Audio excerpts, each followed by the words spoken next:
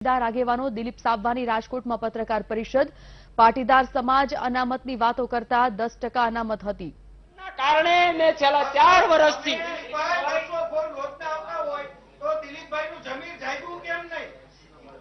મને એમ હતું કે આજે આ લોકો સુધરશે, કાલે સુધરશે આ લોકો, કારણ કે હાર્દિકે અને આ જે ટીમ રહી એને બહુ પ્રલોભનો આપ્યા છે અને આજે પણ સોશિયલ મીડિયાની અંદર હમણાં તમે જોઈશો પ્રલોભનના આધારે આ સોશિયલ મીડિયાના યુવાનોને ઉશ્કેરવામાં આવશે.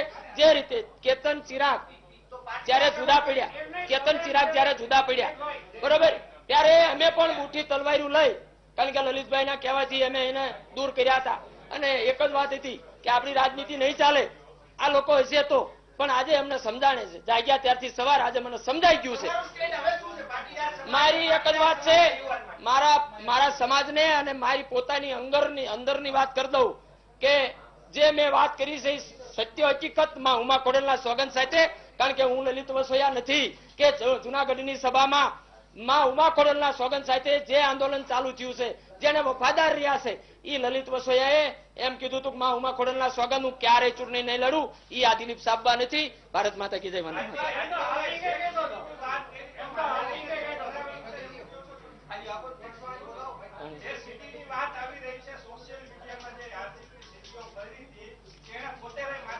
સાચી છે, મારી સીડી ની વાત કરું છું, આ પ્રકાશભાઈ ની પણ સીડી છે, તમારી જાણ માટે સીડી સાચી છે. હવે એ બધું અહીંયા પૂછો, અમારા ઘણા બધા યુવાનોને બધે આંદોલન હાલતું હતું, બધે જતા આવતા હતા અને તમામ જગ્યાએ અમારા યુવાનોને અમારી સાથે હોય અને ફ્રેશ કરવા માટે આ લોકો લઈ જાય. મારો વિડીયો આવી ચુક્યો છે, જે ભૂલ કરી દીધી છે એ પુનરાવર્તન નહીં થાય.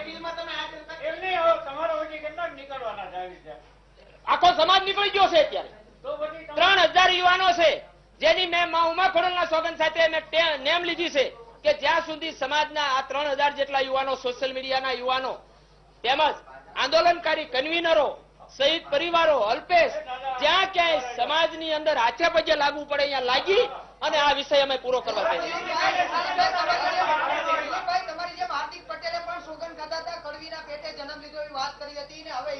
હવે મારો પરિચય આપું કે દિલીપ સાબવા,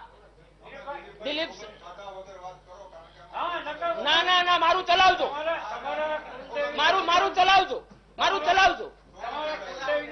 ચલાવજો, કારણ કે સત્ય વક્તા છું હું. કઈ નતા ખાવાન થઈ ગયા બાવા એવો માણસ નતો. મારે પણ ત્યાં કરોડોનો બંગલો હતો, મારી પાસે પણ ફોર્ચ્યુનર ગાડી હતી, મારી પાસે પણ ક્યારે રિવોલ્વર હું રાખતો હતો, એટલે હું પોતે ગવર્નમેન્ટ નોકરી કરતો હતો. પણ સમાજની વાતમાં ઇમોશનલ થઈ અને મેં રાજીનામું જે તે સમયે આપી દીધેલું. આજે મને ઘણો બધો પસ્તાવો થાય છે. શું ભાઈ, ચૂંટણી મને લડું ને તો હવે બીજા ઘોડે તો, કારણ કે કહેવત ખોટી પાડી દીધી છે, મને જૂતાનો હાર પહેરાવજો, મને આમ કરજો, એ ખોટું પાડી દીધું છે. હું ચૂંટણી નહીં લડું. હું ફરતો માણસ છું, સંગઠનનો માણસ છું. મોટું વિશાળ સંગઠન છે પાટીદાર સમાજનું, એ ચલાવું. મારો સમાજ મારી ફરજ કરીને હું 40 આગળના. એક સવાલ, જો ભારતીય જનતા પાર્ટી પાટીદાર સમાજની વિરુદ્ધ નથી તો એને ટેકો શા માટે નથી આપતો? મેં કોઈ ટેકો દેવાની ક્યારેય વાત નથી કરી. મેં કોંગ્રેસને પર્દાફાશ કર્યો છે. આજે ભાઈ અમે હાથે પગે લાગી અને આ ઘૂસમાં અમારે બહાર નીકળવાનું છે. અમારે આ ચકડામાં બહાર નીકળવાનું છે. 3000 છોકરા અને પોલીસ મિત્રો, આજે હું મીડિયાના માધ્યમથી તમામ ગુજરાત આજે આ આક્ષેપો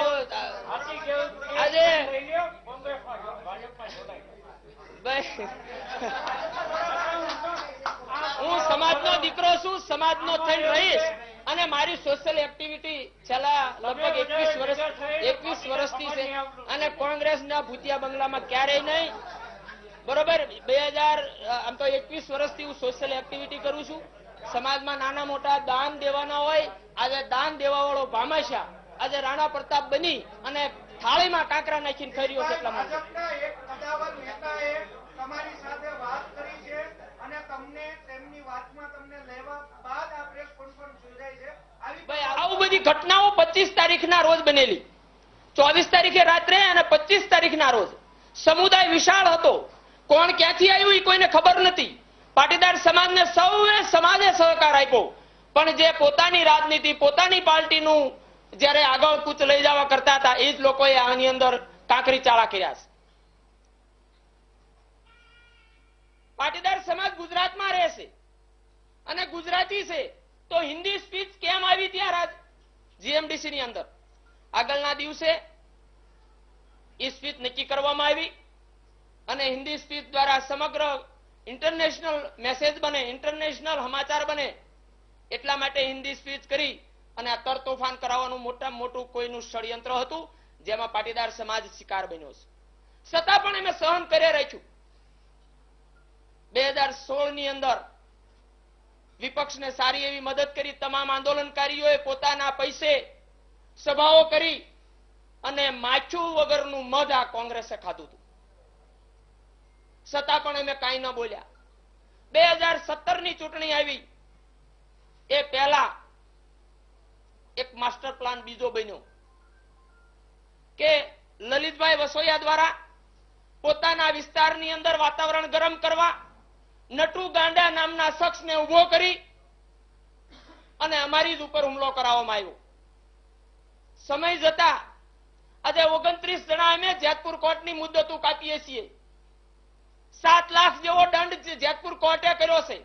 છતાં પણ આજ દિવસ સુધી આ કોંગ્રેસના ધારાસભ્ય લલિતભાઈ વસોયાએ અમારા ઉપર ધ્યાન નથી દીધું. અમે ભાડા ઉછીના ગોતી અને અમારા બધા યુવાનો એ મુદ્દત ભરવા આવે છે. આજે વાત નવાઈની એ છે, જે તે સમયે એવું આક્ષેપ કરવામાં આવ્યો હતો કે નટુ ગાંડા ભાજપનો માણસ છે, ભાજપે ઉભો કરેલો માણસ છે. ક્યાં સુધી સત્ય દબાયેલું રહેશે મિત્રો? નટુ ગાંડા જો ભાજપનો માણસ હોત તો નટુ ગાંડા પણ અમારી હારે જેતપુર કોર્ટની અંદર મુદ્દતોના ચક્કર ખાય છે. તો રાજકોટથી જ અમારા સંવાદદાતા જોડાઈ ગયા છે સની મેડ, તેઓ સાથે વાત કરીએ. સની, પાટીદાર આગેવાન સાથે આજે દિલીપ સાબવાએ જે પત્રકાર પરિષદ સંબોધી, આ પત્રકાર પરિષદમાં દિલીપ સાબવાએ ભૂતકાળને વાગોડ્યો, આંદોલનના દિવસને એટલે કે જીએમડીસીમાં જે વાત બની હતી તે વાતને વાગોડી. આખરે આ આખી વાતનું નિષ્કર્ષ શું કહી શકાય? શું ઇશારો કઈ દિશામાં હતો દિલીપ સાબવાનો?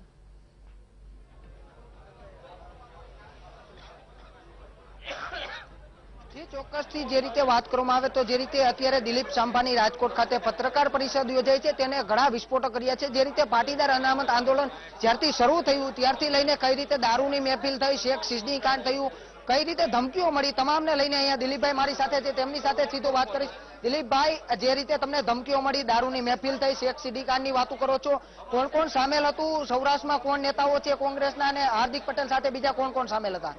પહેલી વાત તો એ કે અમે લલિત વસોયા, લલિત કગથરા, કિરીટભાઈને અમારા બાપ સમાન માન્યા હતા, પણ ક્યાંક ને ક્યાંક યુવાનોને પ્રલોભનો આપી અવળા રવાડે ચડાવી અને છેલ્લે જેતપુર કાંડ જે થયો છે એ આ વાતાવરણ એ વિસ્તારની અંદર ગરમ કરવા માટે નટુ ગાંડાને એને જ ઉભો કર્યો હતો.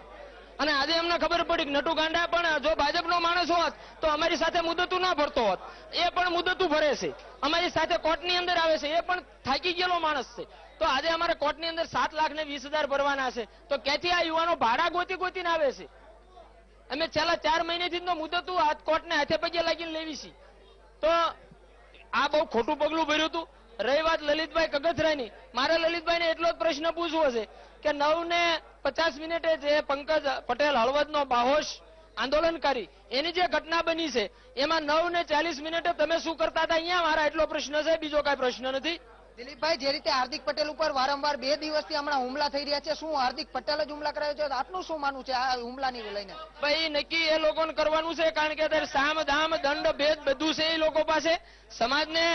સમાજને એ વિચાર કરવો પડે કે આ સોશિયલ મીડિયામાં 5 છોકરાઓ મન ફાવે એવું લખે છે, મન ફાવે એવું વર્તન કરે છે. સમાજના 3,000 આંદોલનકારીની ચિંતા નહીં કરવાની કે જેને પોતાના બધું બરબાદ કરી નાખ્યું છે, એની ચિંતા નહીં કરવાની. જ્યારે પણ કોઈ પણ આક્ષેપ કરી લે માની લેવાનો. મારી વાત એક જ છે કે મારો અલ્પેશ જે કથિરિયા છે એની વાત છે, 14 પરિવારોની વાત છે, અને જે 3,000 જેટલા છોકરા રાજની વાત છે, રાજ અમારે ઘનશ્યામગઢ, એ બધાની વાત છે. તો એને કઈ રીતે ન્યાય મળે એ માટે સમાજના આગેવાનોને હાથે પગે લાગીને અમે આ રસ્તો કાઢવા જઈ રહ્યા છીએ. દિલીપભાઈ, જે રીતે તમે આંદોલનની વાત કરી રહ્યા હતા, અત્યારે અચાનક તમને કેમ બ્રહ્મ જ્ઞાન થયું અને શું હતા અત્યાર સુધી, શું માનવું છે આપનું? હાર્દિકે પોતે એવું કહી દીધું કે આ નાટક પૂરું થાય છે. હવે નાટક પૂરું થાય એટલે સ્વાભાવિક પબ્લિક પૂછવાય નહીં કે આમાં ભેરવો કોણ બન્યું હતું, રામાપીર કોણ બન્યું હતું. મેં મારા સમાજને જણાવી દીધું છે કે આ ભેરવા હતા ને એટલે રામાપીર હતા. દિલીપભાઈ, છેલ્લો પ્રશ્ન મૂકવા માંગીશ. જે રીતે હાર્દિક પટેલ ક્યાંક ને ક્યાંક ચહેરો અલ્પેશને બનાવી પાટીદારનો જેલમાં ધકેલીને શું પોતે નેતા બની ગયો એવી વાત કરો છો? સમાજ બધું જાણે છે. મેં ક્યારેય આટલો બધો અમારા ઉપર અત્યાચાર કર્યો, અમે ક્યારેય સમાજને જાણ નથી કરી. એ અમારી મોટામાં મોટી ભૂલ છે. શહીદ યાત્રામાં પણ મારી ઉપર હુમલો કરાવવામાં આવ્યો હતો, જેથી અલ્પેશ કથિરિયા ઉપર આ હુમલાનો ટોપલો આવે. પણ અમે બધું સમજીએ છીએ શું કારણ હતું કે પાટીદાર અનામત આંદોલન બંધ કરી, કારણ કે એની સીધી તર તો ખાઈ લીધી હતી 2017માં કોંગ્રેસે. તો ખેડૂત આંદોલન કરી, જેવી રીતે ઉપવાસ આંદોલનની જે વાત છે એની અંદર તોફાન કરાવીને અને ઘણા બધા લોકોની હિંસા કરાવવાનો મોટું ષડયંત્ર. જે રીતે તમે વાત કરી કે દારૂની મહેફિલો થતી હતી, રાજકોટમાં કઈ જગ્યાએ થતી અને બીજે કઈ કઈ જગ્યાએ મહેફિલો અને કોણ કોણ એમાં સામેલ હતું? મેં પડદરીની વાત કરી કે લલિત કગથરા હોય, મેં ઘણી બધી વખત યુવાનોના સમાધાન કરાયા છે. લલિત કગથરા પણ જાણે છે કે આટલું બધું કરાવવા છતાં મેં સપોર્ટ આપેલો. પણ જયારે સમાજના યુવાનોની વાત હોય, સમાજના જે આ પરિવારોની વાત હોય, અલ્પેશ કથિરિયાની વાત હોય, ત્યારે મોઢું ફેરવી ખોટા બાના કાઢે છે. મેં રાઘવજીભાઈ પટેલની પણ વાત કરેલી કે રાઘવજી પટેલ, લલિતભાઈ વસોયા, અમે ત્રણેય જયારે બેઠા હતા, રાઘવજીભાઈ રડવા માંડ્યા. તમે પૂછ્યું કેમ રડો છો?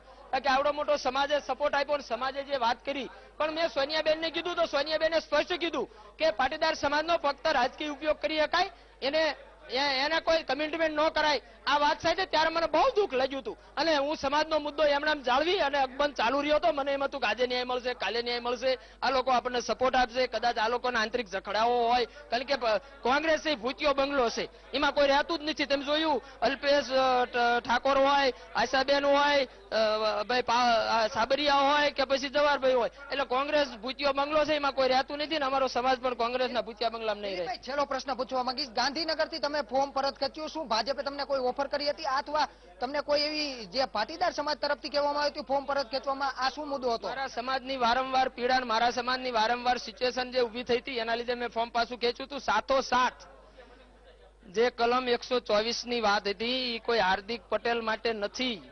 એ ફક્ત ને ફક્ત કાશ્મીરમાં રહેલા અલગાવાદીઓ અને જે કોઈ આવી રીતે આવા જે ઉલડો કરાવે છે એના માટેની 124 ની કલમ છે. જો આખા સમાજે સપોર્ટ આપ્યો તો એને પાટીદાર સમાજની વાત મેન્યુફેસ્ટોમાં કરવી જોઈએ, જે કરી નથી. ચોક્કસથી આપણી સાથે દિલીપભાઈ સાંભા હતા ને જેને એને હળાહળ જે આક્ષેપો કર્યા છે હાર્દિક પટેલ, લલિત કગથરા, લલિત વસોયા, કિરીટ પટેલ સહિતના જે નેતાઓ છે અને કોંગ્રેસમાં હાલ જોડાઈ ગયા છે, તેને લઈને ક્યાંક ને ક્યાંક હવે પાટીદાર સમાજને ગેરમાર્ગે દોરવામાં આવ્યું હોય અને સમગ્ર આજે જે પાટીદાર અનામત આંદોલન હતું તે એક માત્ર નાટક જ હતું તેવું અત્યારે દિલીપ સાંભાનું કહેવું છે. જી બિલકુલ સની, માહિતી માટે આપનો આભાર.